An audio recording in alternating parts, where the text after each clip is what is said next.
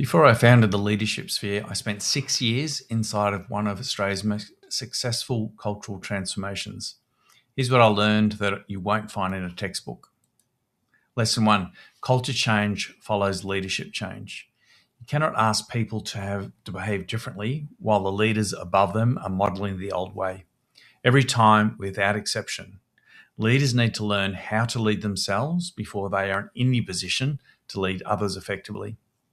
We also learned at ANZ that the change had to start at the top, not because of seniority, but because culture flows down. Leaders had to let go of being the controller, checker, and decision makers for everything.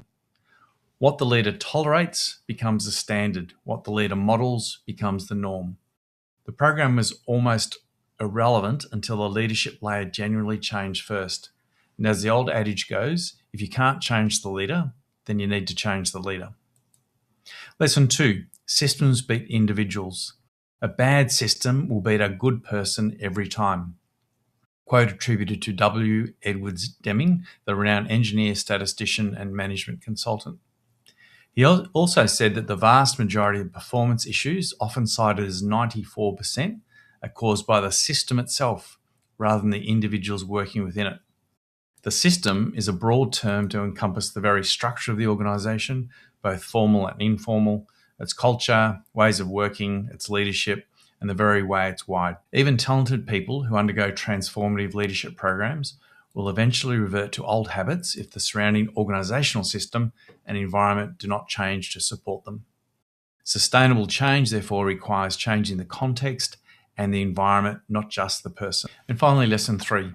Pace is the hardest discipline. Sustainable change is slower than we want and faster than we fear. The trick is to pace and sequence the change at a rate the organisation can tolerate. Organisations that try to rush the transformation, that want the culture shift in 12 months for something that should take 3 to 5 years, are usually the ones that have to start again. The ones that hold the pace, build consistency, and protect the work from the pressure to show results immediately are the ones where the change will stick. As an aside, it was one of the most challenging yet exhilarating journeys of my career. So these 3 lessons are the foundation of how Amplify is designed. It's not a workshop, not a standalone program. It's a 6-week continuous architecture cycle that changes the system, holds the pace, and starts where it actually needs to with the leader. So if you're leading a culture or leadership transformation or wondering if you need to talk to someone, I'd genuinely love to talk.